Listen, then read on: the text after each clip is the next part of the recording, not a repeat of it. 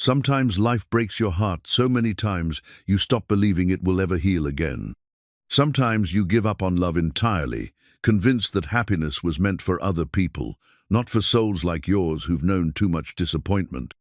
In Deadwood Gulch, 1886, Matilda Boone sweeps her general store each morning, 34 broken promises weighing heavy on her shoulders. Barrett Clay tends his cattle alone, 13 years of grief carved deep into his weathered face. Then one dusty afternoon, he walks into her store and changes everything with 8 simple words. Maybe God's been keeping us for each other. But can two people who've lost faith in love find the courage to try one more time? Before we jump back in, tell us where you're tuning in from, and if this story touches you, make sure you're subscribed, because tomorrow I've saved something extra special for you. The morning sun cast long shadows across the weathered boardwalk of Deadwood Gulch as Matilda Tilly Boone unlocked the heavy oak door of her general store. The brass bell above the entrance gave its familiar kimia sound that had marked the rhythm of her days for nearly 15 years now, ever since her father's passing left her sole proprietor of Boone's Mercantile. At 39, Tilly moved with the practiced efficiency of a woman who had learned to depend entirely upon herself.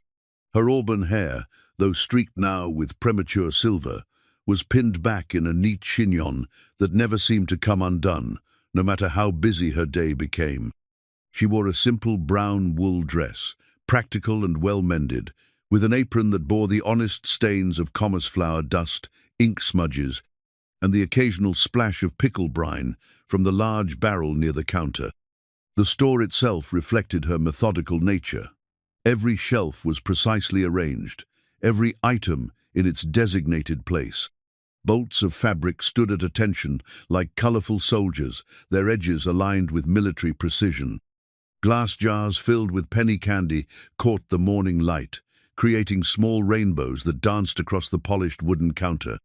The air carried the mingled scents of leather goods, dried herbs, coffee beans, and the faint sweetness of the handmade soaps she ordered from a widow in the next county. Behind the counter, hanging on a wooden peg near the cash drawer, was Barrett Clay's wedding ring. Not on display, few customers would notice it there, but present nonetheless, suspended on a thin gold chain he'd left behind after one of his visits. Tilly had meant to return it several times, but somehow the moment never seemed right. The simple gold band had become as much a fixture of her daily routine as checking the till or sweeping the front steps. The townspeople of Deadwood Gulch treated Tilly with a mixture of respect and gentle pity that she had grown accustomed to over the years. They valued her fairness in business, her willingness to extend credit during hard times, and her uncanny ability to order exactly what someone needed just before they realized they needed it.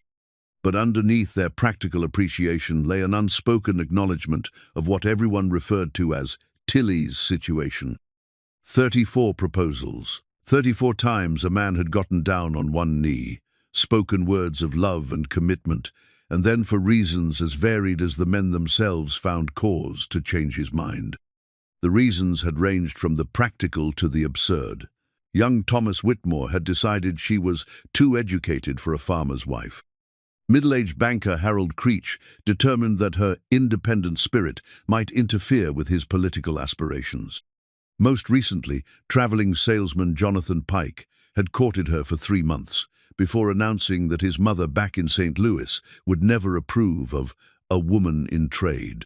Each rejection had been a small death, a piece of her heart carefully folded away until she'd learned to keep her feelings locked in a drawer as secure as the one where she stored her father's old ledger books.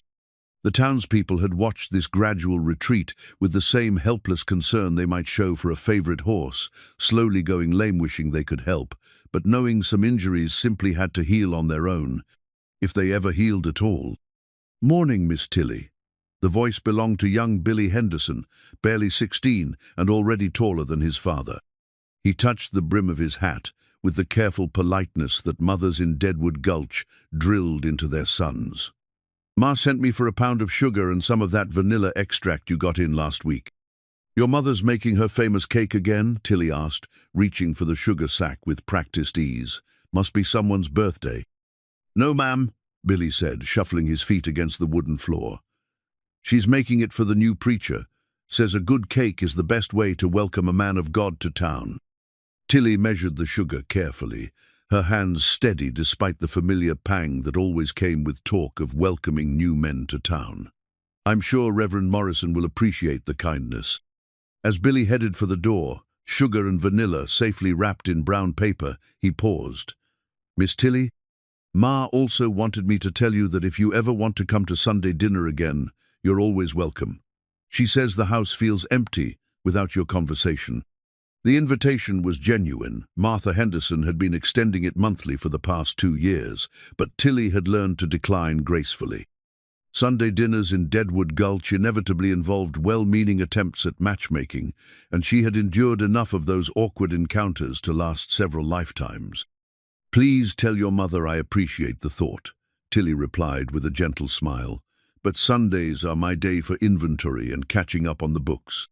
After Billy left, Tilly settled into the familiar routine of her morning preparations. She checked the coffee supply, always running low, as the men who gathered on her front porch each morning seemed to consume it faster than she could order it. She arranged the day's newspapers, noting the headlines about railroad expansion and mining disputes. She wound the old clock that had belonged to her father, its steady tick marking time with the same reliability she had come to embody. It was during this quiet morning ritual that she noticed the rider approaching down Main Street. Even from a distance, Barrett Clay was unmistakable. He sat his horse with the easy confidence of a man who had spent more of his life in the saddle than out of it, his broad shoulders set against a backdrop of morning sky.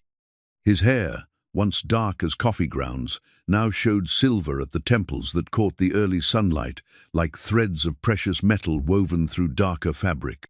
Barrett Clay was something of a contradiction in Deadwood Gulch.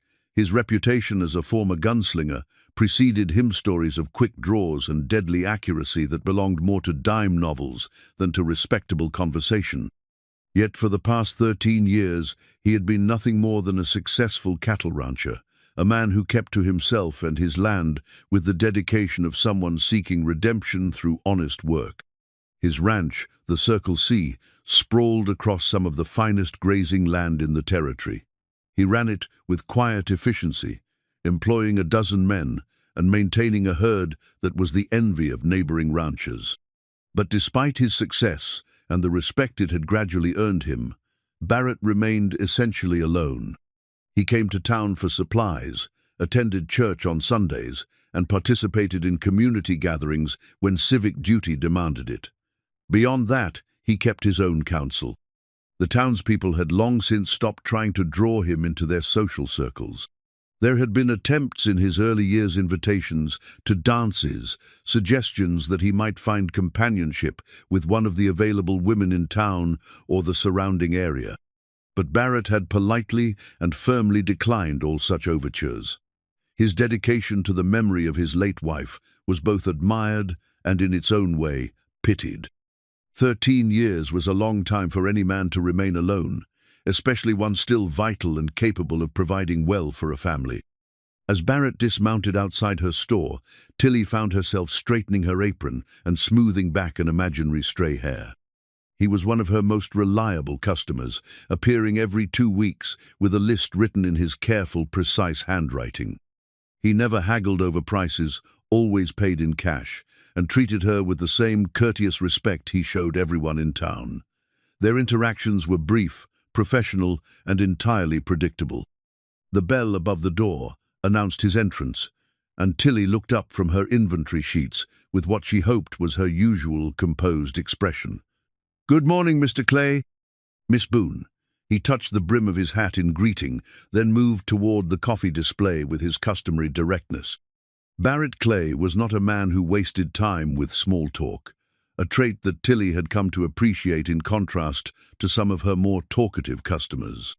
She watched him select a bag of coffee beans, noting the way he tested the seal with experienced fingers. Everything about Barrett suggested competence and careful consideration. His clothes were well-maintained, but practical denim pants that showed honest wear, a cotton shirt that had been mended neatly at one elbow, boots that were polished but not fancy. He carried himself like a man comfortable with his place in the world, neither seeking attention nor avoiding it. "Will there be anything else today?" Tilly asked, as he approached the counter with his selection. Barrett set the coffee down with deliberate care, then reached into his vest pocket for the folded paper that contained his list.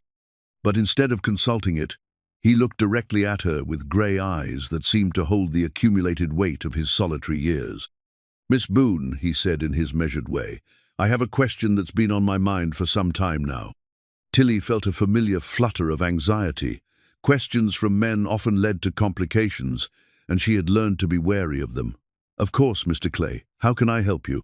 "It's not about supplies," he said, and something in his tone made her look at him more carefully.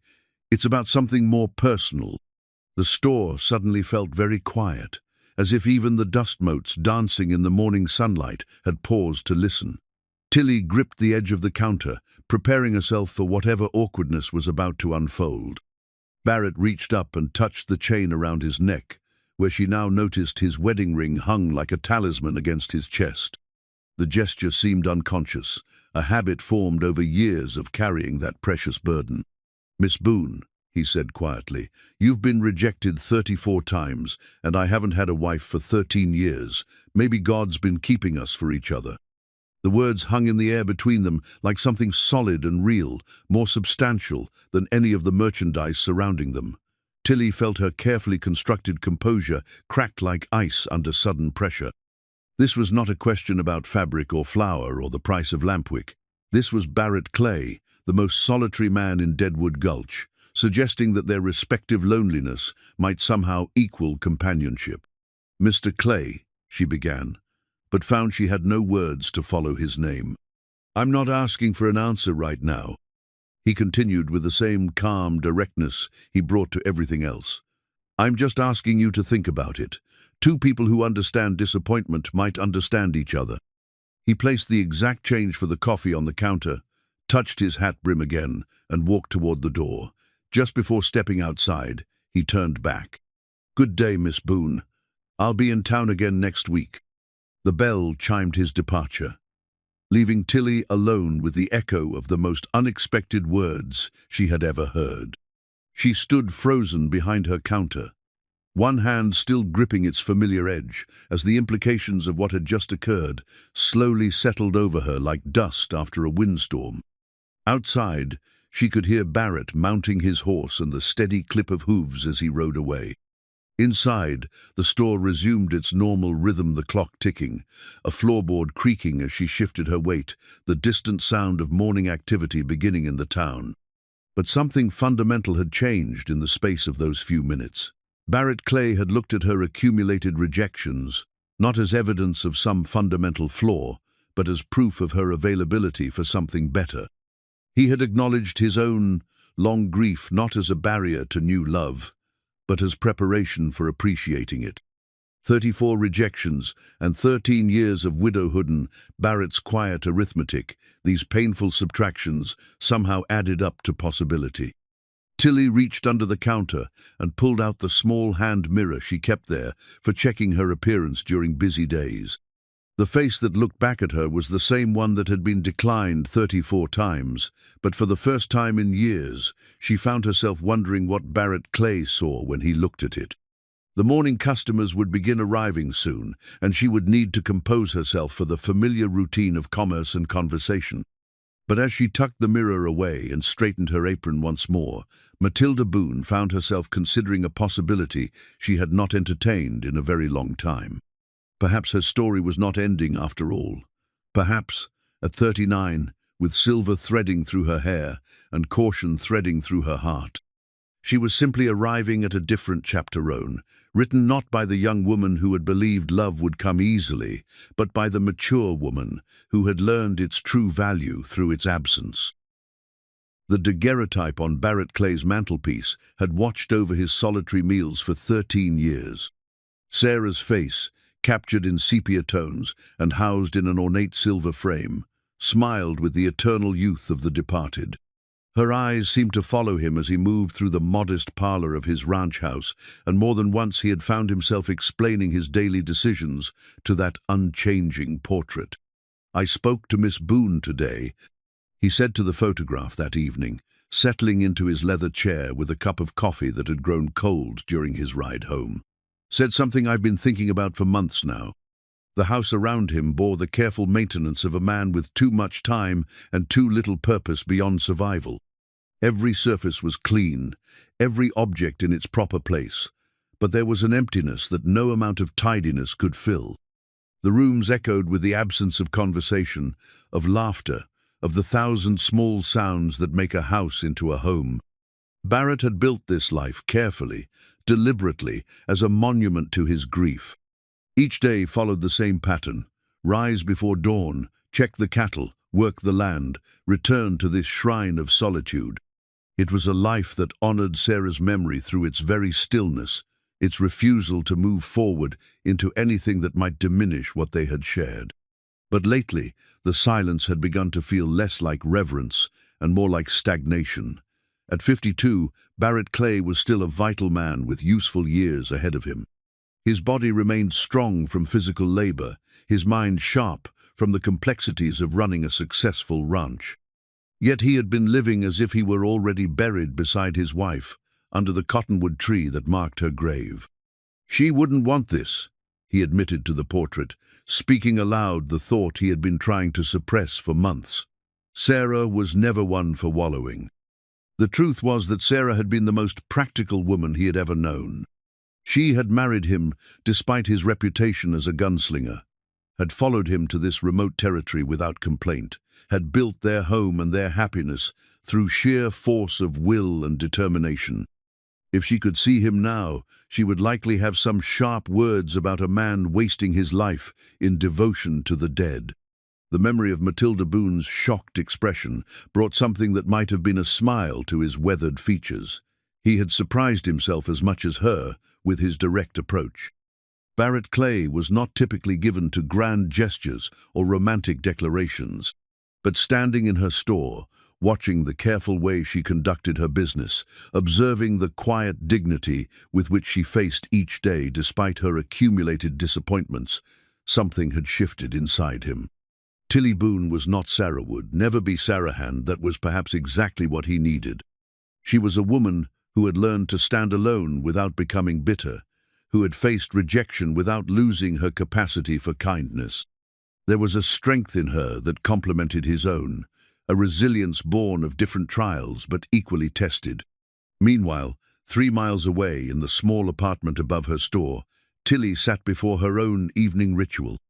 The faded wedding dress hanging in her back room had been her mother's, carefully preserved and occasionally aired out in the hope that someday it might serve its intended purpose.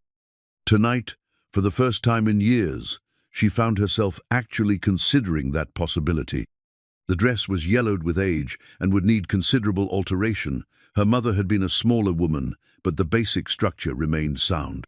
The bodice was intricate lacework, the skirt full enough to be fashionable even by current standards. Looking at it now, Tilly tried to imagine herself standing before Barrett Clay in that dress, speaking vows that had been spoken by 34 other couples while she watched from the congregation. "Don't be foolish," she told herself firmly, but the words lacked conviction. Barrett's proposal had awakened something she thought, long dead not, just hope, but a kind of practical curiosity about what their life together might look like. The next morning brought the predictable parade of interested townspeople to her store. News traveled fast in Deadwood Gulch, and Barrett's unusual visit had not gone unnoticed. Mrs. Henderson arrived first, under the transparent pretense of needing thread that Tilly was certain she already possessed in abundance. "I hope you don't mind my asking, dear." Martha Henderson began with the careful diplomacy of a woman accustomed to extracting information. "But folks are saying Barrett Clay seemed quite purposeful in his visit yesterday." Tilly continued arranging the ribbon display with studied concentration. "Mr. Clay is always purposeful, Mrs. Henderson. It's one of his defining characteristics." "Oh, certainly. Martha agreed quickly, but purposeful in a different way. More personal, perhaps? Before Tilly could respond, the store door opened to admit Dr. Williams, whose medical practice gave him both social standing and an excuse to be anywhere in town at any time. He was followed closely by Mayor Patterson, who had never met a conversation he couldn't join uninvited. "Morning, Miss Tilly," Dr. Williams said with the hearty cheerfulness he reserved for delicate situations. "Beautiful day, isn't it? Perfect weather for new beginnings." Mayor Patterson nodded sagely. Indeed, sometimes a man reaches a point where he realizes that being alone isn't the same as being strong. The conversation that followed was a masterpiece of indirect communication. No one mentioned Barrett's name directly, but everyone present understood exactly who and what they were discussing. Mrs. Henderson worried about certain people taking advantage of other people's generous natures. Dr. Williams pontificated about the health benefits of companionship for individuals of a certain age. Mayor Patterson offered observations about the stability that marriage brought to the community as a whole. Through it all, Tilly maintained the polite smile she had perfected over years of similar conversations. She had learned long ago that the best way to handle well-meaning interference was to acknowledge it without encouraging it. "I appreciate everyone's concern," she said finally, her tone gentle but firm. "But I believe that matters of the heart are best left to the individuals involved." After her visitors departed, Tilly found herself alone with the weight of expectation that now seemed to fill every corner of her store. The entire town would be watching to see what she did with Barrett's proposal. Some would be hoping for romance, others preparing for disappointment. All would have opinions about her choice. That evening, as she locked up the store and climbed the stairs to her apartment, Tilly made a decision that surprised her with its clarity. She would not be rushed into anything, but neither would she dismiss Barrett's proposal out of hand. He had asked her to think about it, and that was exactly what she intended to do. She pulled her father's old accounting ledger from its shelf and opened it to a blank page. If she was going to consider this properly, she would approach it with the same methodical care she brought to her business decisions. On one side of the page, she wrote, "Reasons to consider marriage." On the other, "Reasons to decline." The second list was easier to populate. Fear of another rejection topped it, followed by the comfort of her established independence, the potential complications of merging two well-ordered lives, and the simple fact that she barely knew Barrett beyond their brief commercial interactions. The first list required more thought. Barrett was clearly a man of substance. His ranch was prosperous, his reputation solid. He had shown her respect rather than pity, had acknowledged her situation without treating it as a failure. Most importantly, his own long widowhood suggested he understood the value of commitment. As she sat there, pen poised over paper, Tilly realized that her real fear was not of Barrett himself, but of hope. Each of her previous rejections had begun with hope, and each disappointment had been more difficult to bear than the last. At 39, she had finally achieved a kind of peace with her solitude. Barrett's proposal threatened to upset that carefully maintained equilibrium. But as she looked around her, small apartment clean, orderly, and profoundly quiet, Tilly found herself wondering if peace was really enough. She had spent so many years protecting herself from disappointment that she had forgotten what it felt like to anticipate joy. Barrett had given her a week to consider his proposal. As she closed the ledger and prepared for bed, Tilly realized she had already made more progress toward a decision than she had expected. Tomorrow she would begin the delicate process of getting to know Barrett Clay as something more than a customer. For the first time in 13 years, Barrett Clay's house felt different when he returned from town. The silence seemed less complete, the emptiness less absolute. Sarah's portrait still watched from the mantelpiece, but now it seemed to regard him with something approaching approval. He had set something in motion that could not be undone, and the thought filled him with equal measures of anticipation and terror. For 13 years, his life had been predictable, controlled, safe. Now he had introduced an element of uncertainty that would either destroy his carefully maintained peace or transform it into something he had almost forgotten how to imagine. As he settled into his evening routine, Barrett found himself making small changes without conscious thought. He lit an extra lamp in the parlor, opened a window to let in the evening air, even hummed a tune he hadn't remembered knowing. The house seemed to exhale, as if it too had been holding its breath for 13 years. Sarah's portrait caught the lamplight and seemed to flicker with life. For just a moment, Barrett could almost hear her voice, warm with the practical wisdom that had first drawn him to her. "About time," she seemed to say. "I was beginning to think you'd forgotten how to live." The hand-carved wooden music box sat on a dusty shelf in Barrett's bedroom, forgotten among other relics of his former life. He had made it during the long winter evenings of his first year of marriage, whittling away at the pine, while Sarah mended clothes by lamplight. The melody it played was simple, beautiful dreamer, but Sarah had hummed along every time he wound the tiny mechanism. After her death, the music had become unbearable. The box had been relegated to increasingly remote corners of the house until it finally came to rest on that bedroom shelf, silent and gathering dust like so many other remnants of happiness. Barrett hadn't opened it in over a decade, but as he prepared for his second visit to Tilly's store, he found himself reaching for it with hands that trembled slightly. The mechanism still worked, though it protested with tiny squeaks and hesitations.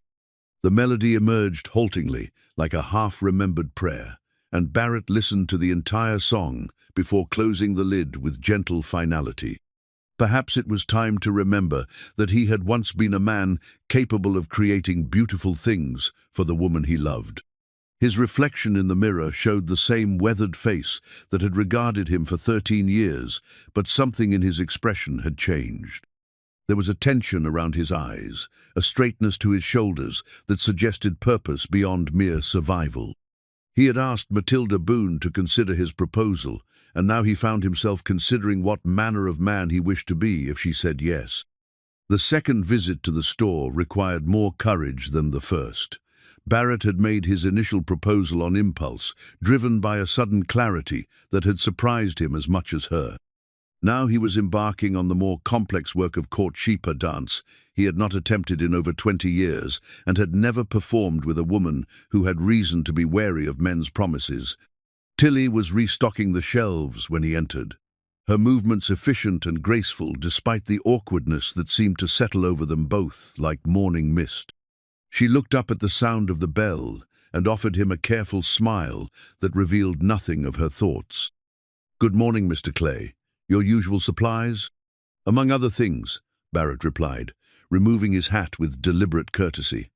"I was hoping we might have a chance to talk." The store was empty except for them, but Tilly glanced toward the windows as if expecting an audience to materialize. In a town the size of Deadwood Gulch, privacy was a luxury that required careful planning. "Perhaps you'd join me for coffee on Sunday after church?" Barrett suggested. "We could walk down by Willow Creek. It's peaceful there, and we'd have a chance to speak without interruption." Tilly's hands stilled on the bolt of fabric she was arranging. "That would be appropriate," she said finally, and Barrett noted the careful way she chose her words. "I believe a conversation would be beneficial for us both."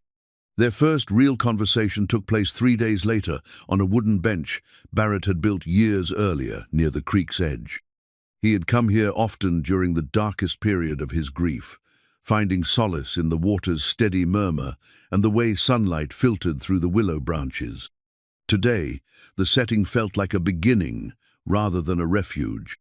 Tilly sat with her hands folded in her lap, wearing her best Sunday dresser deep blue wool that brought out the auburn highlights in her hair. She had taken particular care with her appearance, Barrett noticed, though she seemed determined to maintain the composed demeanor that had served her through 34 disappointments. "I imagine you have questions," Barrett said, settling beside her with careful attention to proper distance, "about my proposal, about my intentions, about what I might expect from such an arrangement." "I do," Tilly admitted, "though I'm not certain I know how to ask them without seeming indelicate." Barrett smiled at her honesty. "Perhaps we might start with the practical matters. Those are often easier to navigate than the personal ones. Very well. Tilly turned slightly to face him, her expression serious. If we were to marry, what would become of my store? It would remain yours, Barrett replied without hesitation. I have no interest in trade beyond what's necessary for the ranch. Your business is a testament to your capability. I wouldn't presume to interfere with something you've built so successfully. And your ranch would benefit from having a woman's touch in the house again, Barrett said carefully, but I wouldn't expect you to abandon your own responsibilities. We would need to find a balance that honors both our commitments. They spoke for over an hour about the logistics of merging two established lives. Barrett described his daily routines, the seasonal demands of cattle ranching, the men who worked for him and their families. Tilly shared the challenges of running a business that served the entire community, the irregular hours, the need to maintain good relationships with suppliers in distant cities. As the conversation progressed, Barrett found himself studying Tilly's face with new attention. She listened with the same careful focus she brought to business dealings, asking practical questions and offering thoughtful observations. There was an intelligence in her responses that he had always sensed, but never fully appreciated during their brief commercial interactions. "May I ask you something personal?" Tilly said as their discussion wound toward its natural conclusion. "Of course. What changed your mind about remaining alone? After 13 years, something must have made you reconsider." Barrett was quiet for a long moment, watching the creek flow past their feet. "I realized I was no longer honoring Sarah's memory. I was hiding behind it. She was a woman who believed in moving forward, in making the most of whatever time we're given. I think she would be disappointed to know I've spent 13 years standing still." "And why me?" The question was asked quietly, but Barrett heard the vulnerability beneath it. "After 34 rejections, I have to wonder what you see that others have missed." "I see a woman who has been tested and proven strong," Barrett replied. "Someone who has faced disappointment without becoming bitter, who has maintained her dignity and her capacity for kindness, despite good reason to become cynical. I see someone who understands that love is not a game for children, but a serious undertaking that requires maturity and commitment." Tilly's eyes filled with unexpected tears, and she turned away to compose herself. "I had not considered that my difficulties might be seen as qualifications rather than failures." "The right man wouldn't see them as failures at all," Barrett said gently. "He would see them as evidence that you haven't settled for less than you deserve." As they walked back toward town, their conversation turned to lighter matters. Barrett shared stories of his ranch hands' personalities and quirks, the ongoing battle with coyotes, the satisfaction of watching his herd thrive under his careful management. Tilly described her more colorful customers, the challenge of predicting what the community would need, the small victories of helping families through difficult times. By the time they reached the edge of town, both had begun to relax into the rhythm of genuine conversation. The formal politeness that had characterized their interactions was giving way to something more natural, more promising. "I would like to continue these conversations," Barrett said as they paused at the corner where their paths would diverge. "If you're amenable to the idea." "I am," Tilly replied, and her smile held more warmth than he had ever seen from her. "Perhaps next Sunday we might walk a different direction. I'd like to see your ranch, if that wouldn't be inappropriate." "It would be my pleasure to show you around," Barrett said, touching his hat brim in farewell. "I think you'd appreciate what we've built there." That evening, Barrett sat in his parlor with Sarah's portrait, regarding him from the mantelpiece. For the first time in years, he found himself speaking to it with something approaching hope rather than mere habit. "I think you'd like her," he said softly.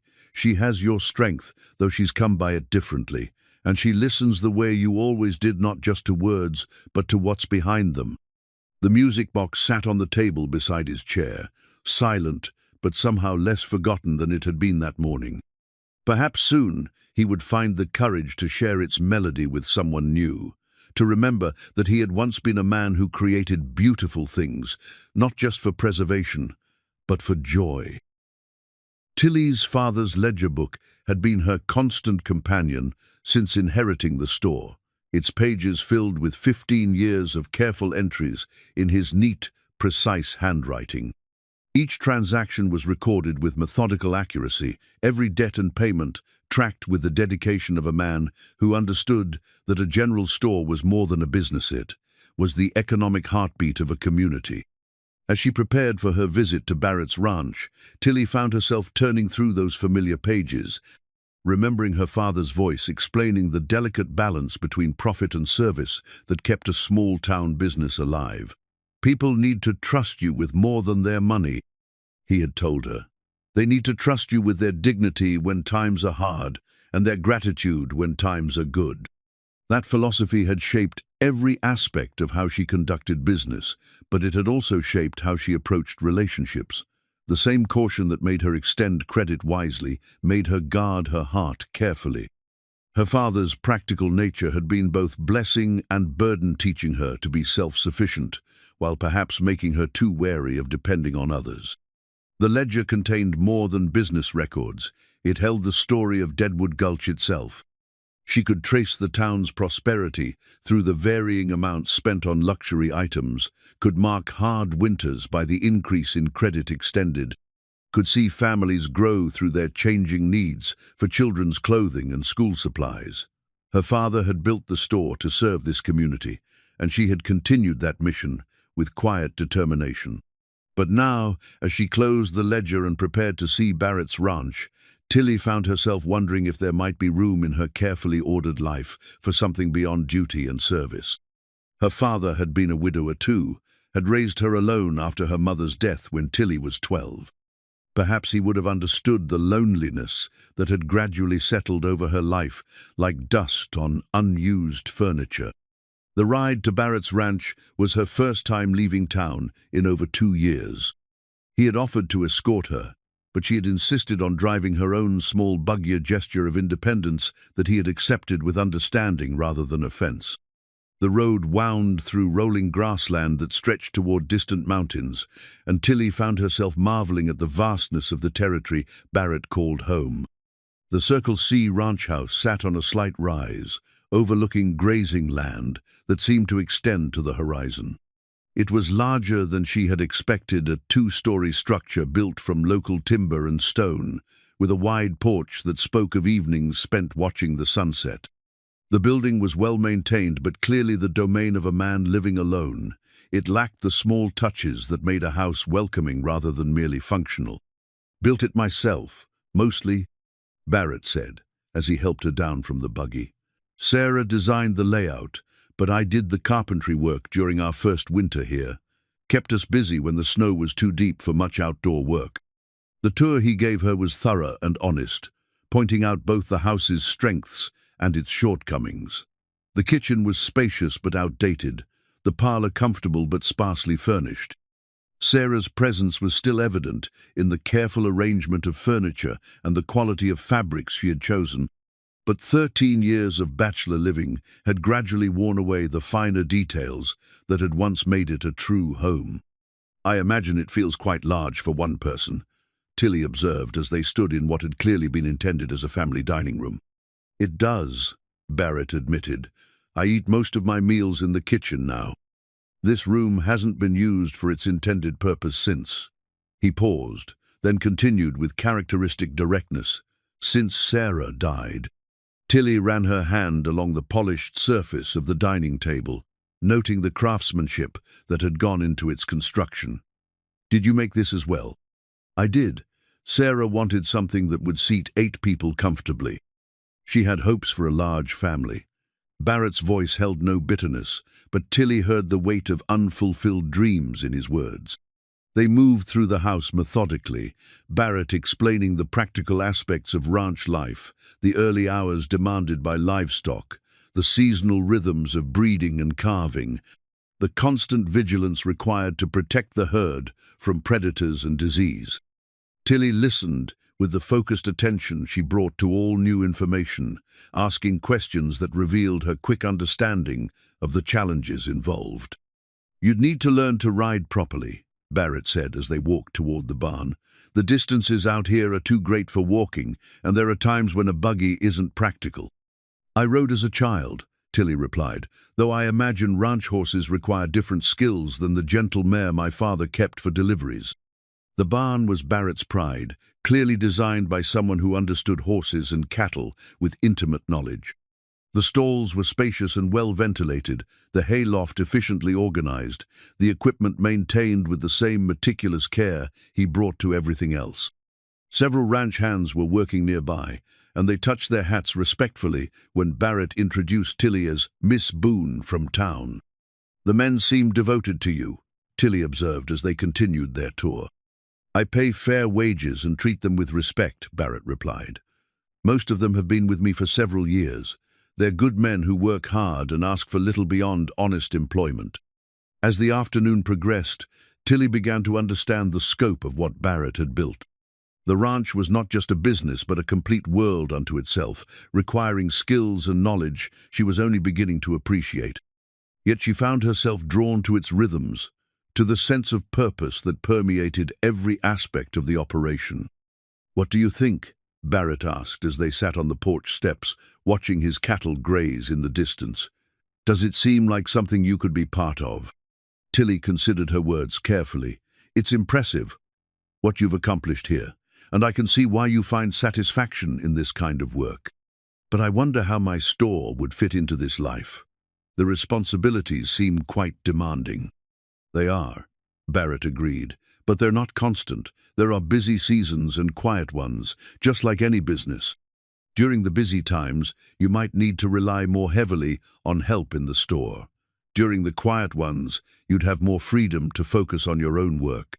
And you would truly not expect me to abandon the store entirely. Miss Boone, Tilly, I've watched you run that business for years. You've built something valuable that serves this entire community.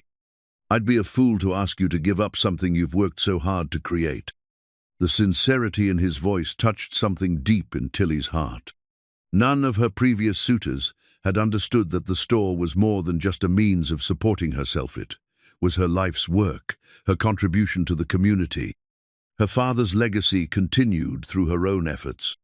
As they drove back toward town in the gathering dusk, Tilly found herself imagining what it would be like to divide her time between the store and the ranch, to have two worlds instead of one small apartment above a business. The prospect was both exciting and terrifying, requiring changes she wasn't certain she was ready to make. "Thank you for showing me your home," she said as Barrett helped her down from the buggy outside her store. "It's given me much to consider." "I hope those considerations are favorable," Barrett replied with a slight smile. "I find myself increasingly hopeful about the possibility of sharing that home with someone who would appreciate what we've built there." That night, Tilly sat with her father's ledger open before her, but instead of recording the day's transactions, she found herself writing something entirely different. For the first time since Barrett's proposal, she began to imagine what a different kind of life might look like, one that honored her father's memory while allowing room for new growth. The practical considerations were complex, but not insurmountable. The emotional considerations were more difficult to evaluate, requiring her to weigh the safety of her current solitude against the risk of hoping for happiness once again. But as she closed the ledger and prepared for bed, Tilly realized that Barrett Clay had shown her something she had almost forgotten existed. The possibility of a partnership built on mutual respect rather than mere romantic sentiment. Perhaps that was enough foundation on which to build something lasting. The silver locket had been Tilly's mother's most treasured possession, and now it rested in Tilly's jewelry box, like a talisman of hope deferred.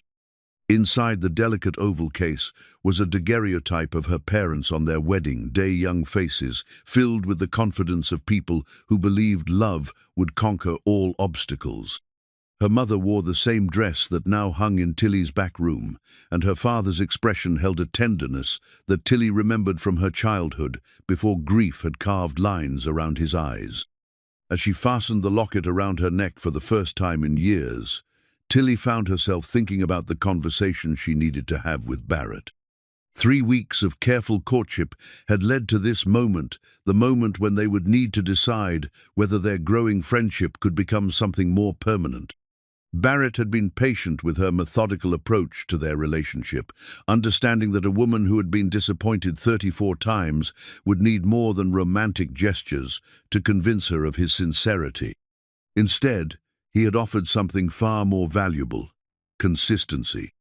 He had arrived at her store every Tuesday and Friday at precisely 2 o'clock, had taken her for walks along routes that became familiar through repetition, had answered her questions about ranch life with the same straightforward honesty he brought to all their conversations. The engagement announcement, when it finally came, was delivered with characteristic simplicity during their 4th Sunday walk together.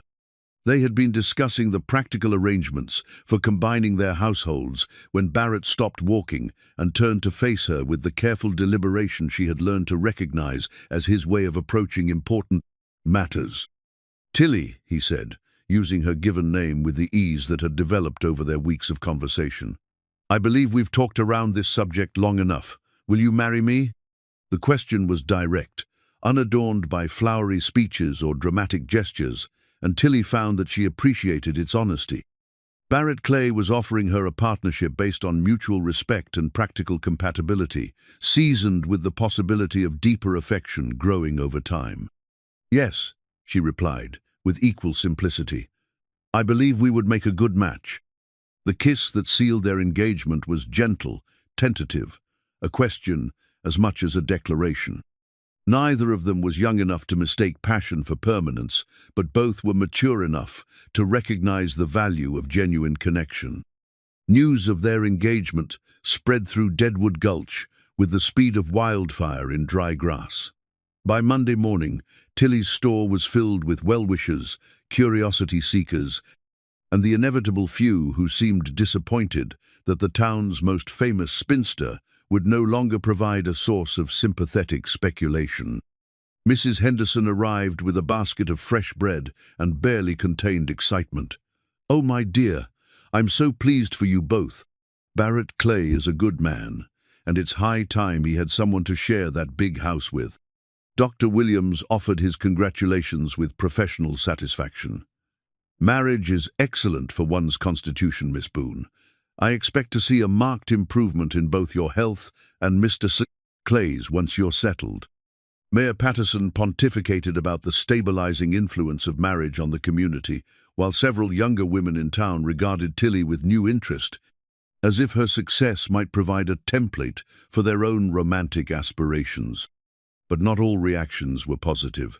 Eleanor Fairchild, whose own matrimonial ambitions had been thwarted by advancing age and a sharp tongue, sniffed audibly when she heard the news.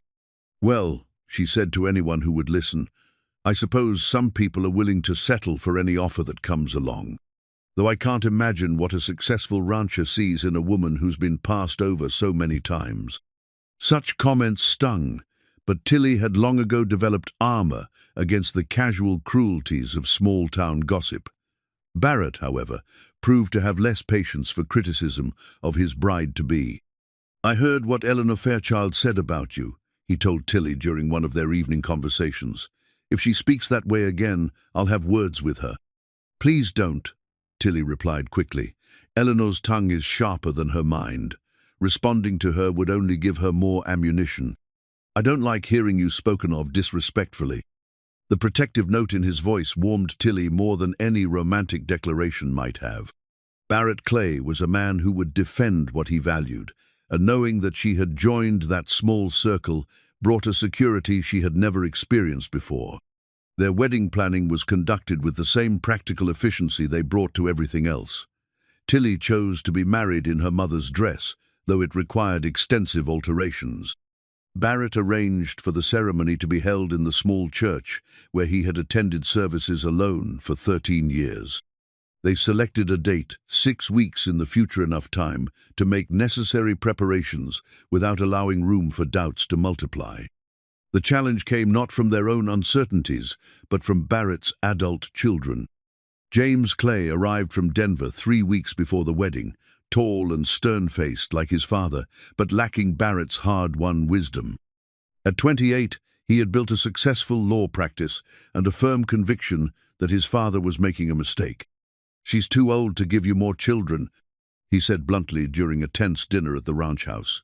And what do you really know about her character? 34 rejections suggest something's wrong with her. James. Barrett's voice carried a warning that his son ignored. I'm thinking of your welfare, father. You've been alone so long that any companionship probably seems appealing, but marriage is a permanent arrangement, and you barely know this woman. Elizabeth Clay Morrison, Barrett's daughter, arrived from California with similar concerns, though expressed with greater tact. At 26, she had inherited her mother's diplomatic nature along with her beauty, but her opposition to the marriage was no less firm than her brother's. I'm not against your happiness, Papa, she said during a private conversation. But why marriage? Why not simply enjoy Miss Boone's friendship without the legal complications? Because I'm not interested in friendship alone, Barrett replied with patience that was beginning to fray.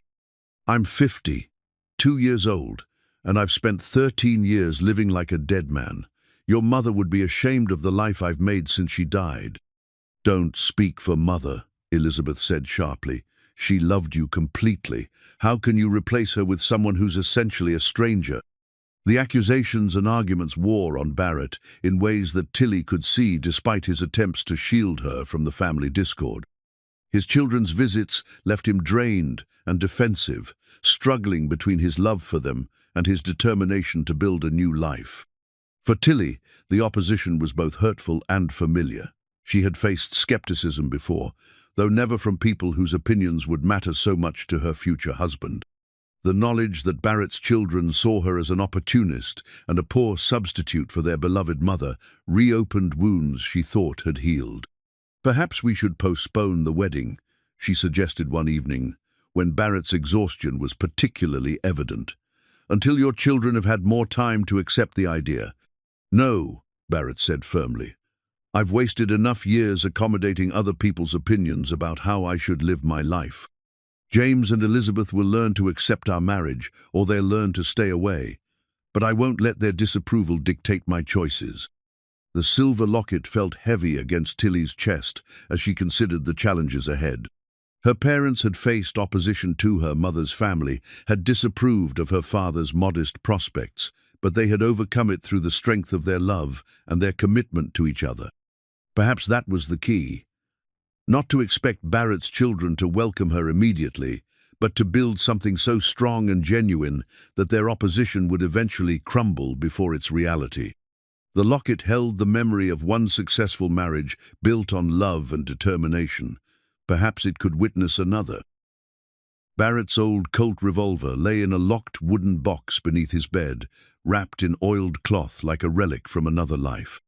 The weapon had once been an extension of his hand, as familiar as breathing and twice as deadly. During his years as a hired gun, that Colt had earned him a reputation that still preceded him in certain circles. Though most residents of Deadwood Gulch knew him only as a successful rancher who preferred solitude to socializing. The gun represented everything he had tried to leave behind when he married Sarah and settled into respectability. She had never asked him to abandon that life. Sarah was too wise to demand what could not be freely given, but her presence had made the choice easy.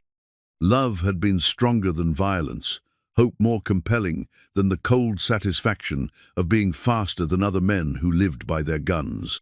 Now, 3 weeks before his wedding to Tilly, the past was threatening to intrude on his carefully constructed peace. Word had reached town that Marcus Devlin was asking questions about Barrett Clay's whereabouts, and old-timers who remembered the stories were beginning to look at Barrett with the mixture of fascination and fear that had once been as familiar as his own shadow. Tom Henderson, the ranch foreman who had worked for Barrett for 8 years, brought the news during their weekly meeting to discuss herd management and seasonal planning. Tom was a steady man in his 40s, not given to dramatics, which made his obvious concern all the more troubling. "Boss, I hate to bring this up with your wedding so close, but there's been talk in the saloons," Tom said, removing his hat and turning it nervously in his weathered hands. "Fellow came through last week asking about you. Used your old name, the one from before." Barrett felt a familiar tightness in his chest, the instinctive alertness that had kept him alive during his years as a gunfighter. What did he look like? Young, maybe 25, dark hair, expensive clothes, carried himself like he knew how to use the iron on his hip, said his name was Devlin. The name hit Barrett like a physical blow. Marcus Devlin was the son of Jake Devlin, a man Barrett had killed in self-defense 12 years ago during his final gunfight. The boy had been 13 then, old enough to remember and young enough to nurse grievances into obsessions. "What did you tell him?" "Nothing," Tom replied firmly. "Told him we don't discuss the boss's business with strangers, but he's been asking around town too. Sooner or later, someone's going to point him toward the ranch or Miss Tilly's store." Barrett closed his eyes and felt the weight of 13 years of peace threatening to crumble. He had known this day might come, had always known that his past could not be buried as easily as Sarah had been. But he had hoped to have more time, to be able to face whatever reckoning awaited him as a married man with something solid to defend, rather than a solitary figure with nothing left to lose. "There's more, boss," Tom continued reluctantly. "Some of the men are getting nervous. They know your reputation from the old days, and they're worried about what might happen if this Devlin fellow decides to make trouble. Families to think about, you understand." Barrett understood all too well. The men who worked for him were good people who had signed on to tend cattle, not to become casualties in someone else's war. His past had no right to threaten their safety or their livelihoods. That evening, Barrett made the difficult decision to tell Tilly about the potential threat. She deserved to know what she might be marrying into, deserved the chance to withdraw her acceptance if the dangers outweighed her feelings for him. They met in her apartment above the store, a space that reflected her practical nature and quiet tastes. The furniture was simple but well maintained, the room clean and orderly without being stark. It was the home of a woman who had learned to find contentment in small pleasures and careful routines. "There's something I need to tell you," Barrett began, settling into the chair she indicated while she prepared coffee with the methodical care she brought to everything. "Something about my past that might affect our future." Tilly's hands stilled for a moment before resuming their task. "I assumed there would be complications eventually. Men don't become as solitary as you've been without reasons." Barrett told her about Marcus Devlin, about the gunfight with his father, about the young man's apparent quest for vengeance. He explained his reputation from the old days, the skills that had made him both feared and valuable in a territory where law was often enforced at gunpoint. "I killed 18 men during those years," he said quietly, watching her face for signs of disgust or fear. "All in fair fights, all in self-defense or in defense of others. But that doesn't make them any less dead, and it doesn't erase the fact that I was very good at something no man should take pride in."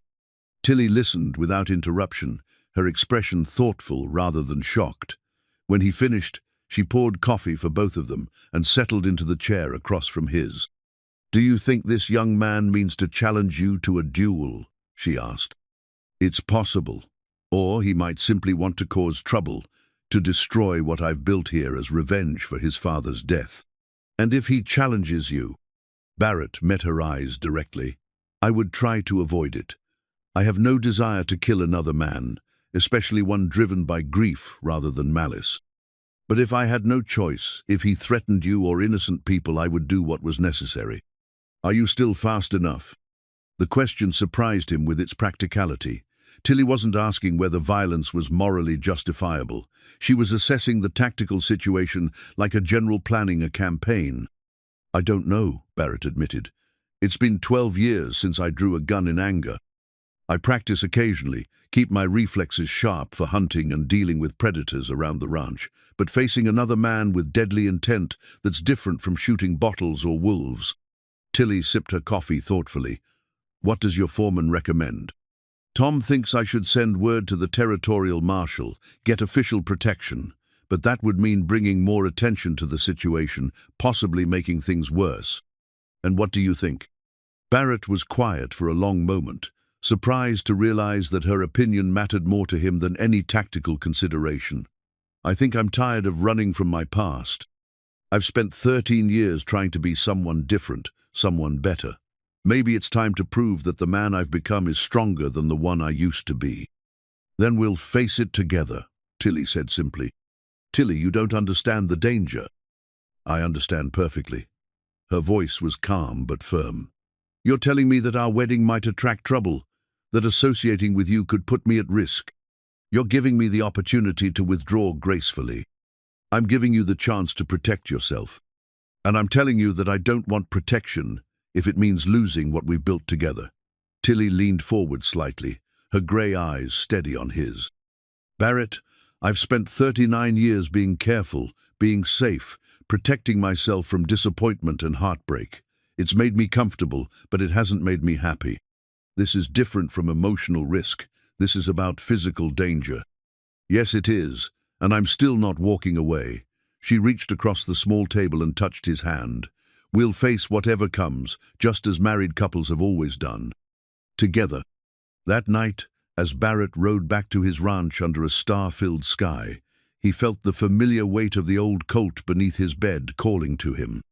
Perhaps it was time to clean and oil it, to remind his hands of skills he had hoped never to need again. But this time, he would not be preparing for his own survival alone. He would be defending something infinitely more precious, the possibility of happiness that Matilda Boone had brought into his carefully guarded life. The thought both terrified and strengthened him. For the first time in 12 years, Barrett Clay had something worth fighting for beyond mere existence. The burned letters were discovered by accident, tucked beneath loose floorboards in what had been Sarah's sewing room. Barrett had been making repairs to the house in preparation for bringing Tilly home as his bride, when one of the boards shifted under his weight, revealing a small cavity that Sarah had apparently used as a hiding place.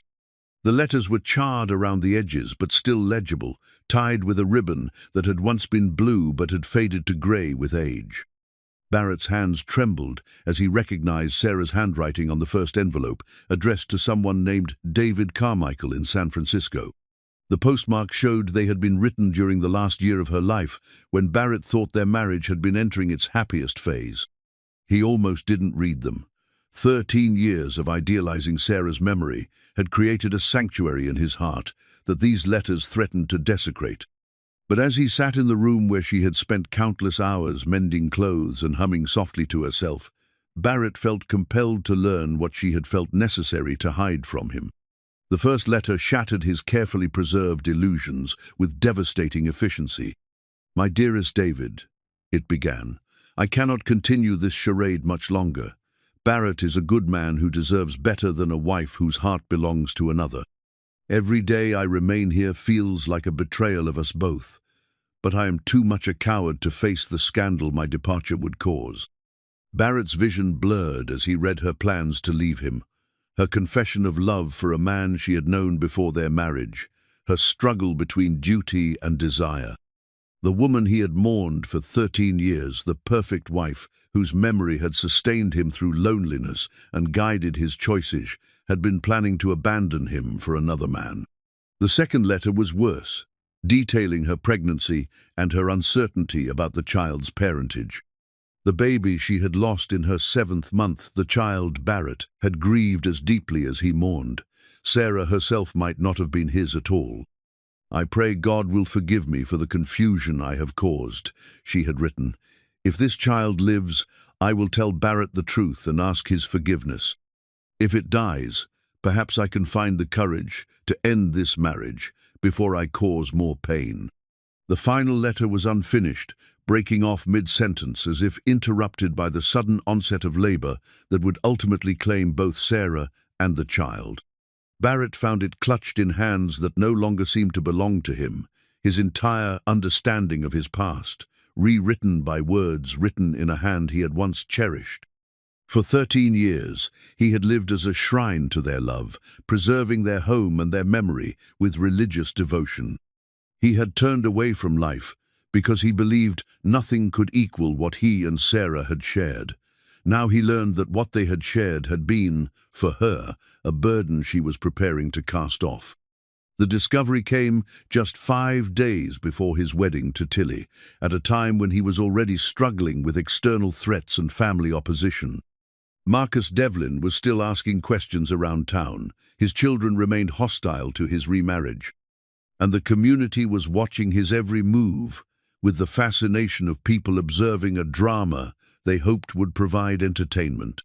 Barrett's first impulse was to fleeto saddle his horse and ride until Deadwood Gulch was nothing but a memory behind him. The revelation about Sarah made everything else seem pointless. If he had been so wrong about the woman, he thought he knew better than himself. How could he trust his feelings about Tilly? How could he expect happiness when his judgment had proven so fundamentally flawed? He spent the night walking through his house like a stranger, seeing 13 years of careful preservation in a new and bitter light. Every object he had maintained in Sarah's memory now seemed to mock him. The dining room table where she had planned meals while dreaming of another man. The bedroom where she had lain beside him while her heart belonged elsewhere. The kitchen where she had prepared food while planning her escape. When dawn came, Barrett found himself sitting on his front porch, with the letters scattered around him like the remnants of his former life. Tom Henderson arrived for their morning meeting and took one look at his employer's face before settling into the adjacent chair without speaking. "She was going to leave me," Barrett said finally, his voice hoarse from hours of silent anguish. "My wife, the woman I've been mourning for 13 years, was planning to run away with another man." Tom's weathered face showed no surprise, only the patient sadness of someone who had suspected uncomfortable truths. "Figured it might be something like that," he said quietly. "You knew?" "Not the details, but I've got eyes, boss. Woman who was really happy wouldn't have spent so much time writing letters she hid from her husband. And she got awful quiet that last year, stopped talking about the future the way she used to." The simple acceptance in Tom's voice was more devastating than shock would have been. Barrett realized that others had seen what he had chosen to ignore, had recognized signs of his wife's unhappiness that his idealization had obscured. "What am I supposed to do with this?" Barrett asked, gesturing toward the letters. "Everything I've believed about my life has been a lie." "Not everything," Tom replied. "You've built a good ranch, treated your people fair, earned respect through honest work. That's not a lie. And Miss Tilly, what you two have got between you, that's real too. How can I marry her now? How can I trust anything I feel when I was so wrong about Sarah?" Tom was quiet for a long moment, considering his words with the care of a man who understood the weight they would carry. "Boss, you ever think maybe the problem wasn't that you loved Sarah wrong, but that you tried to keep loving her after she was gone? Dead people can't disappoint you, can't change, can't turn out different than you remember. Makes them easy to worship, hard to replace." "I don't understand. Miss Tilly's alive. She's got her own thoughts, her own feelings, her own reasons for doing things. She's not perfect, and she's not trying to be. Maybe that's better than worshipping a ghost who was never as perfect as you needed her to be." Barrett stared across his land, watching cattle move slowly through morning pasture. For 13 years, this view had been filtered through the lens of loss, every sunrise a reminder of what he had lost. Now, for the first time, he tried to see it simply as what it was: successful ranch, a good life, a foundation for building something new. "I need to tell Tilly," he said eventually. "You thinking of calling off the wedding?" Barrett considered the question seriously. The revelation about Sarah changed everything about his past, but did it change anything about his future? Tilly had accepted his proposal knowing about his violent history, his family's opposition, the threat posed by Marcus Devlin. Would learning that his first marriage had been less perfect than advertised make her less willing to risk a second one? "I don't know," he admitted, "but she deserves to know the truth. If we're going to build something together, it has to be based on honesty, not on the fantasy I've been living." That afternoon, Barrett rode to town with the letters in his saddlebags and a heart heavier than it had been since Sarah's funeral. But beneath the pain and disillusionment, something else was stirring, a sense of liberation he wasn't yet ready to acknowledge. For 13 years, he had been living up to an impossible standard, trying to honor a love that had never been as pure as he believed. Perhaps it was time to stop worshipping the past and start building a future based on reality rather than idealization. Perhaps Tilly deserved a husband who was fully present rather than one who divided his loyalty between the living and the dead. The burned letters had destroyed his illusions about Sarah, but they had also freed him from the obligation to live as a monument to her memory. For the first time since her death, Barrett Clay was truly available to love someone else, not as a replacement for perfection, but as a partner in the imperfect, honest, complicated business of building a life together. Whether Tilly would still want him once, she knew the truth remained to be seen, but Barrett was finally ready to find out. The wedding quilt had been Martha Henderson's idea, proposed during a gathering of the Church Ladies' Auxiliary with the enthusiasm of women who understood that community celebrations required community effort. Each family in Deadwood Gulch would contribute a square, creating a masterpiece that would serve as both wedding gift and symbol of the town's investment in Barrett and Tilly's union. "It's what we do for all our couples," Martha had explained to Tilly during one of her well-meaning visits to the store. "A quilt carries the love and prayers of the entire community. Every time you look at it, you'll remember that you're not just married to Barrett, you're part of all of us." The quilt squares had arrived steadily over the past month, each one reflecting the personality and skills of its creator. Mrs. Patterson had contributed an elaborate design featuring intertwined roses that must have taken weeks to complete. Young Billy Henderson's mother had sewn a simple but heartfelt square depicting a ranch house with carefully embroidered windows. Even Eleanor Fairchild, despite her earlier criticisms, had submitted a square with precise stitching and a geometric pattern that spoke to her exacting standards. Now, 3 days before the wedding, the completed quilt lay spread across the church's fellowship hall tables, a tapestry of goodwill that should have filled Tilly with warmth and gratitude. Instead, she stared at it with the hollow feeling of someone who might not deserve the faith it represented. Barrett had told her about the letters the previous evening, sitting in her apartment with the burned pages spread between them like evidence in a trial. His voice had remained steady as he read selected passages aloud, but Tilly had seen the devastation in his eyes, the way 13 years of carefully constructed meaning crumbled with each revealed word. "I thought you should know," he had concluded, gathering the letters with hands that shook almost imperceptibly. "Before you commit to marriage with me, you should understand that I was wrong about everything I thought I knew about love." Tilly had listened without interruption, her merchant's mind cataloguing the implications, while her heart ached for the pain she saw in his face. Barrett's discovery changed nothing about her feelings for him, but it clearly changed everything about his confidence in those feelings. "Do you want to call off the wedding?" she had asked quietly. "I don't know what I want anymore," Barrett had replied with devastating honesty.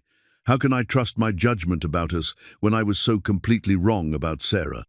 How can I promise you a lifetime when I don't even understand the lifetime I've already lived?" That conversation had ended without resolution, Barrett departing with a promise to think more about their situation, and Tilly left alone with her own doubts and questions. Not about Barrett, she understood him better now than before, saw that his capacity for loyalty and devotion was real, even if it had been misdirected, but about whether she had the strength to help him heal from this devastating revelation. Now, standing before the community quilt that represented so much hope and expectation, Tilly felt the weight of dozens of families who had invested time and emotion in their success. The thought of disappointing them was almost as painful as the prospect of losing Barrett himself. "It's beautiful, isn't it?" The voice belonged to Reverend Morrison, the new preacher who would officiate their ceremony if it proceeded as planned. He was a kind man in his 50s, recently arrived from Kansas with a gentle manner that had quickly endeared him to the congregation. "It is," Tilly agreed, though her voice lacked conviction. "Mrs. Henderson tells me each square represents a prayer for your happiness. That's quite a blessing to begin a marriage with." "Reverend Morrison," Tilly said carefully, "may I speak with you privately about the ceremony?"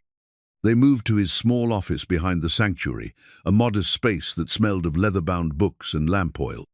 Reverend Morrison poured tea from a pot that seemed perpetually ready for pastoral conversations, then settled behind his desk with the patient expression of someone accustomed to pre-wedding anxieties.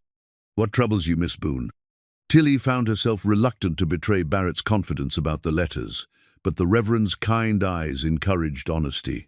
"Mr. Clay has recently learned some difficult truths about his first marriage, things that have shaken his confidence in his own judgment." "Ah," Reverend Morrison nodded with understanding. "The dead often become more perfect in memory than they ever were in life. Such discoveries can be painful but also liberating. He's questioning whether he should proceed with our wedding, whether he can trust his feelings for me when he was apparently so wrong about his feelings for his late wife." "And what do you think?" The question caught Tilly off guard. Throughout 34 previous courtships, no one had ever asked what she thought about the fundamental nature of love and commitment. Men had told her what they wanted, what they expected, what their plans were for their future together. But none had sought her opinion on the deeper questions that marriage represented. "I think," she said slowly, "that loving someone who's alive is completely different from loving someone who's dead. The dead can't disappoint us, because they can't change. But they also can't surprise us with new kindness, can't grow alongside us, can't choose us again each day. That's very wise.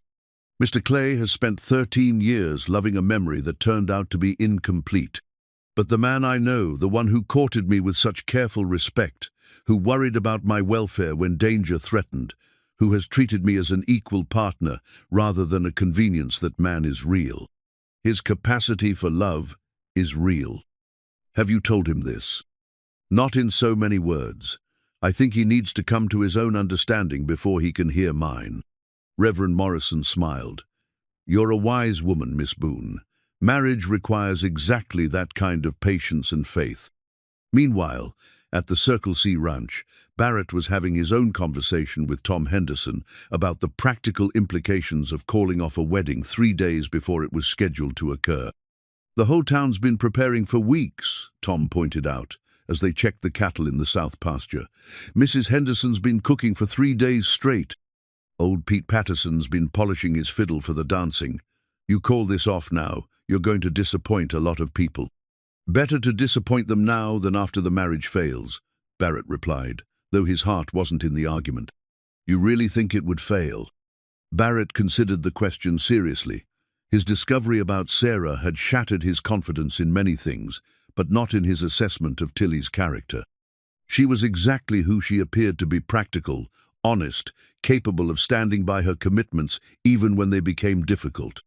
"I don't know," he admitted, "but I can't shake the feeling that I'm making the same mistake twice, seeing what I want to see instead of what's really there." "Boss, with respect, I think you're thinking about this backward." "How so?" "You spent 13 years loving a dead woman who couldn't love you back. Miss Tilly's alive, she's here, and she's choosing to marry you with her eyes wide open. She knows about your past as a gunfighter, knows about your difficult children, knows about the threats from young Devlin. She's not marrying some fantasy, she's marrying you, problems and all." The conversation continued as they rode the fence line, checking for damage and planning repairs. Tom's practical wisdom gradually wore away at Barrett's doubts, not by dismissing them, but by reframing them in terms of present reality rather than past illusions. That evening, Barrett found himself once again in his parlor, but instead of speaking to Sarah's portrait, he found himself looking at the future rather than the past. The house felt different now, not like a shrine to be preserved, but like a home to be lived in. The rooms that had echoed with loneliness for so long suddenly seemed to anticipate the sound of conversation, of shared meals, of two lives building something together. He pulled out writing materials and began composing a letter to Tilly, trying to capture thoughts that seemed too complex for spoken words.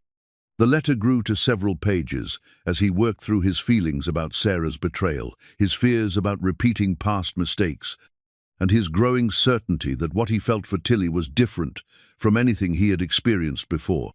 "I have been afraid," he wrote, "that my judgment was so flawed regarding Sarah that I could not trust my feelings about you. But I realize now that the two situations are entirely different. I loved Sarah despite never really knowing her. I love you because I do know you, your strength, your kindness, your practical wisdom, your capacity for forgiveness. You are not a fantasy I have constructed, but a real woman I have come to respect and cherish. As he sealed the letter, Barrett felt a sense of resolution settling over him like peace after a storm. Tomorrow he would deliver it to Tilly, and together they would decide whether to proceed with a wedding that would mark not just the union of two lonely people, but the beginning of something built on truth rather than illusion. The community quilt would either cover their marriage bed as a symbol of new beginnings, or it would become a beautiful reminder of what might have been. But either way, Barrett Clay was finally ready to stop living in the past and begin building a future based on the reality of who he was and who he chose to love. In 3 days, the church bells would ring either for a wedding or for the Sunday service that would mark another week of solitary existence. Barrett found himself hoping, for the first time in years, that love would prove stronger than fear. The church bell began its steady tolling at 9 o'clock on Saturday morning, calling the people of Deadwood Gulch to witness what many hoped would be the wedding of the year. The old bronze bell had rung for countless ceremonies over the past 20 years: baptisms, funerals, Sunday services, and the occasional wedding, but today its voice seemed to carry extra weight, as if it understood the significance of calling a community to celebrate love's triumph over long odds. Tilly stood before the mirror in the church's small anteroom, wearing her mother's wedding dress after weeks of careful alterations. The yellowed silk had been cleaned and pressed, the bodice taken in to accommodate her more slender frame, the train shortened to accommodate her practical nature. Despite its age, the dress retained an elegant simplicity that suited both the occasion and her personality. Martha Henderson fussed around her like a mother hen, adjusting the veil that had also belonged to Tilly's mother and ensuring every detail was perfect. "You look beautiful, dear," she said with tears threatening to spill over. "Your mother would be so proud." Through the small window, Tilly could see the church filling with townspeople dressed in their finest clothes. The entire community seemed to have turned out for the occasion: ranchers and shopkeepers, wives and children, even some of the cowboys from the outlying spreads who rarely ventured into town except for necessities. But despite the festive atmosphere outside, Tilly's heart was heavy with uncertainty. Barrett's letter had arrived yesterday evening, filled with words of love and commitment that should have reassured her completely. Instead, she found herself questioning whether he was proceeding with the wedding from genuine conviction or from obligation to the community's expectations. "Mrs. Henderson," Tilly said quietly, "has Mr. Clay arrived?" "Oh, yes, dear. He's been here for nearly an hour, pacing around the churchyard like a caged wolf. Poor man looks as nervous as you do." The description should have been comforting, but Tilly found herself wondering if Barrett's nervousness stemmed from anticipation or dread.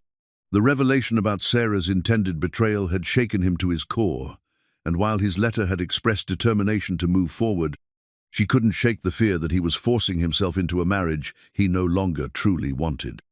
A gentle knock at the door interrupted her anxious thoughts. Reverend Morrison's voice called softly, "Miss Boone, Mr. Clay would like a word with you before the ceremony, if you're amenable." Such a request was unusual but not unheard of, and Tilly found herself grateful for the opportunity to see Barrett's face before they stood at the altar. "Please tell him I'll meet him in the vestry." The vestry was a small room behind the sanctuary where the Reverend kept his ceremonial robes and the church's sacred vessels. Barrett stood by the single window, wearing a black suit that emphasized his tall frame and silver-touched hair. He looked handsome and distinguished, but Tilly could see the tension in his shoulders, the careful control that suggested a man wrestling with profound doubts. "Tilly," he said, turning as she entered, "thank you for agreeing to see me." "Barrett." She closed the door behind her, creating a bubble of privacy in the midst of the community's celebration. "How are you feeling?" "Terrified," he admitted with the honesty she had come to value above all his other qualities. "Not of marrying you, but of disappointing you, of proving that I'm not the man you deserve." "And what man do I deserve?" The question seemed to catch him off guard. "One who knows his own heart, one who can promise you happiness without reservation. Tilly moved closer, studying his face with the careful attention she had learned to bring to important decisions. "Barrett, do you love me?" "Yes." The answer came without hesitation, carrying a conviction that surprised them both. "Do you respect me?" "Completely." "Do you believe we could build a good life together?" "I do. But Tilly, what if I'm wrong again? What if I'm seeing what I want to see instead of what's really there?" She reached up and touched his face, feeling the roughness of skin weathered by years of outdoor work. "Then we'll discover that together. Love isn't about being certain of the future, it's about choosing to face uncertainty with someone you trust. I've made so many mistakes. So have I. 34 of them, by most people's count. But maybe those mistakes were preparing us for this moment, for each other." Barrett's hand covered hers where it rested against his cheek. "I want this, Tilly. I want to marry you, to build something real and honest together. But I need you to know that I'm not the man I thought I was when I first proposed to you." "Good," Tilly said with a small smile. "Because I'm not the woman I thought I was either. I thought I was someone who would always choose safety over risk, who had given up on the possibility of love. But here I am, about to marry a former gunfighter who comes with dangerous enemies and difficult children, and I've never been more certain of anything in my life." The sound of the church bell tolling again reminded them that their community was waiting, that a decision needed to be made. Barrett straightened his shoulders and offered Tilly his arm. "Shall we see if we can make this work?" "I think we already have," Tilly replied, taking his arm with a confidence that surprised her. "Now we just need to make it official." As they prepared to face their future together, the church bell continued its steady call to witness not just a wedding, but the beginning of a love built on truth rather than illusion, on choice rather than desperation, on the mature understanding that happiness comes not from perfection, but from the courage to risk everything for the possibility of something real. The two simple gold wedding bands lay on the church's altar, catching the morning sunlight that streamed through the stained glass windows. Unlike the elaborate ring Barrett had worn for 13 years as a monument to his first marriage, these were plain, unadorned circles that spoke to practical commitment rather than romantic sentiment. Barrett had chosen them with Tilly's input, both understanding that their union required symbols unencumbered by the past. The church was filled to capacity, with latecomers standing along the walls and even a few faces pressed against the windows from outside. The entire population of Deadwood Gulch seemed determined to witness this unlikely romance reach its conclusion, their presence a testament to the community's investment in the idea that love could triumph over long odds and patient waiting. Barrett stood at the altar with Reverend Morrison, his hands clasped behind his back to conceal their slight trembling. The revelation about Sarah's letters had changed everything about his understanding of his past, but it had also freed him to approach this moment without the burden of comparison. He was not trying to recreate what he had lost, he was creating something entirely new. When the church doors opened and Tilly appeared, a collective intake of breath rippled through the congregation. She moved down the aisle with the measured grace that had always characterized her actions, her father's prayer book clutched in her gloved hands, since she had no living relative to escort her. The independence that had once made suitors uncomfortable now seemed like strength, her solitary walk, a declaration that she was choosing this marriage freely rather than from desperation or convenience. As she reached the altar and turned to face Barrett, their eyes met with an understanding that transcended words. Both had come to this moment through paths of disappointment and loss, but both had also arrived with their capacity for hope intact.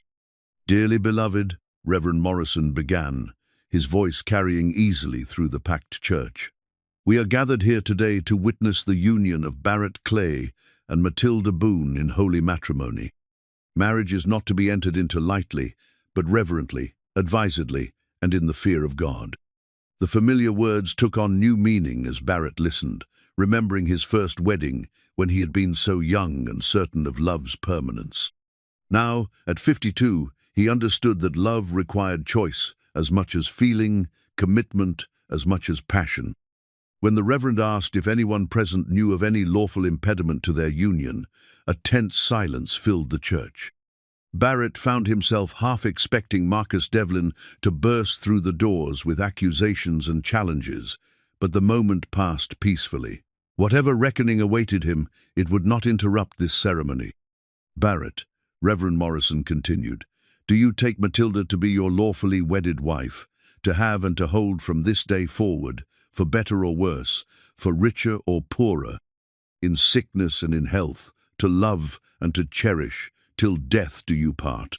Barrett's voice was steady as he replied, "I do." The words carried the weight of his full understanding not just of what he was promising, but of what promises meant when made by people who had learned their true cost. "Matilda, do you take Barrett to be your lawfully wedded husband, to have and to hold from this day forward, for better or worse, for richer or poorer, in sickness and in health, to love and to cherish, till death do you part?" Tilly's "I do" rang clear through the church, and Barrett saw in her eyes the same resolution he felt in his own heart. They were not children playing at love, but adults who had chosen each other with full knowledge of life's uncertainties and each other's imperfections. The ring ceremony brought the most profound moment of the service. As Barrett slipped the simple gold band onto Tilly's finger, he spoke the words that replaced 13 years of mourning with the promise of new beginnings. "With this ring I thee wed, and with all my worldly goods I thee endow." When Tilly placed his ring on his finger, Barrett felt the symbolic weight of removing Sarah's ring from around his neck being replaced by something lighter but no less meaningful. This ring would not be a memorial to love lost, but a daily reminder of love chosen and renewed. "By the power vested in me by the territory of Dakota and the grace of Almighty God," Reverend Morrison declared, "I now pronounce you husband and wife. Barrett, you may kiss your bride." The kiss was gentle, respectful, full of promise rather than passion. It spoke to the mature love they had built through honest conversation and practical consideration, a foundation that might prove more durable than the romantic fires that had burned so brightly in their youth. As they turned to face the congregation as husband and wife, the church erupted in applause and cheers. Martha Henderson was openly weeping. Dr. Williams was beaming with professional satisfaction at having two patients whose health would undoubtedly improve through matrimony, and even Eleanor Fairchild was applauding with what might have been genuine pleasure. But Barrett and Tilly had eyes only for each other, their joined hands a symbol of the choice they had made to face whatever came next together. The community's celebration mattered, but it was secondary to the quiet satisfaction of knowing they had built something real and honest from the ashes of their individual disappointments.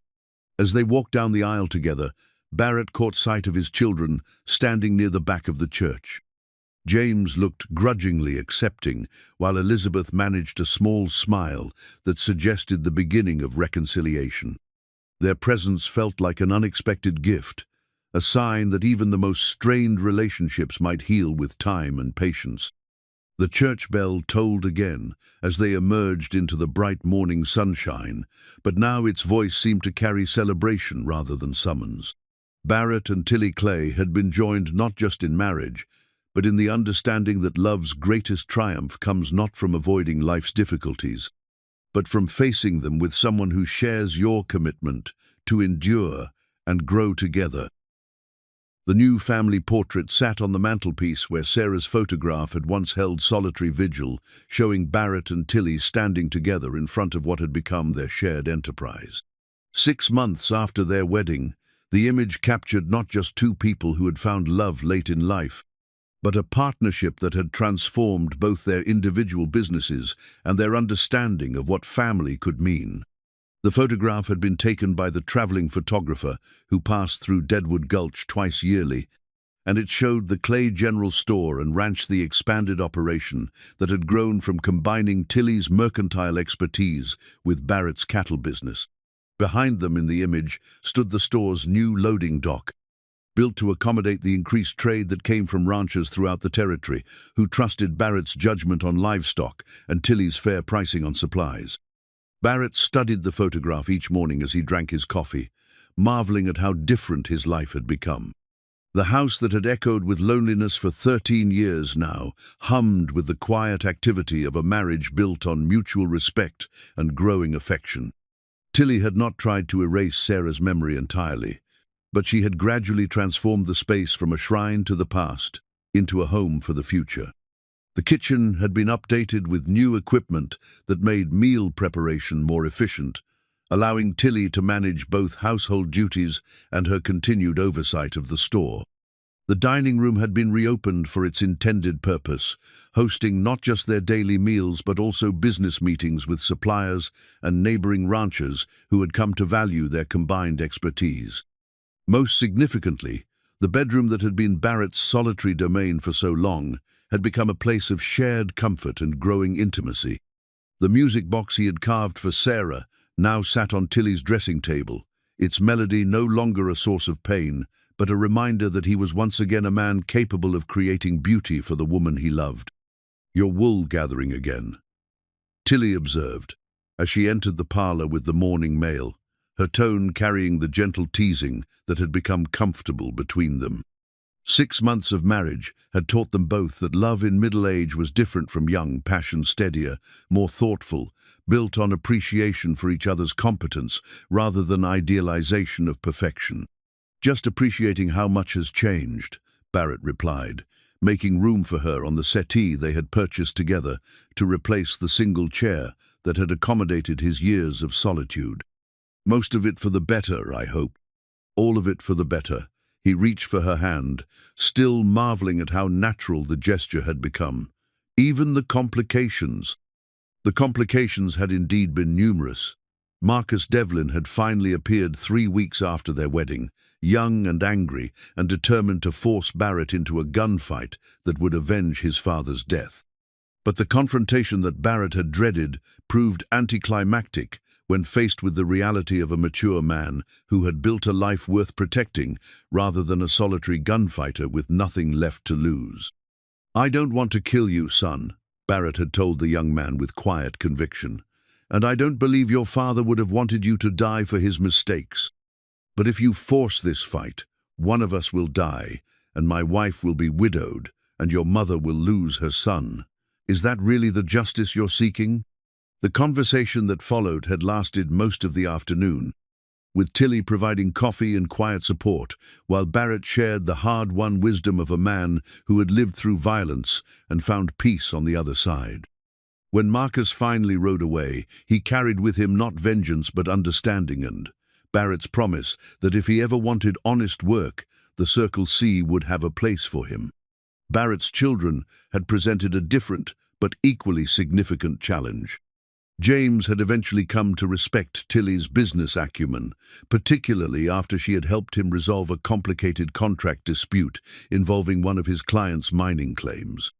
Elizabeth had taken longer to warm to her stepmother, but the birth of her second child had created an opportunity for Tilly to demonstrate the same practical kindness she brought to everything else in her life. "I never expected to be a grandmother at 40. Tilly had confided to Barrett after spending a week in California helping Elizabeth through a difficult recovery. "But I find I quite enjoy having family beyond just the two of us." The store had thrived under their combined management, with Barrett's connections throughout the ranching community bringing new customers, while Tilly's reputation for fair dealing kept them coming back. They had expanded the building to include a larger warehouse and had hired young Billy Henderson to help with deliveries and inventory management.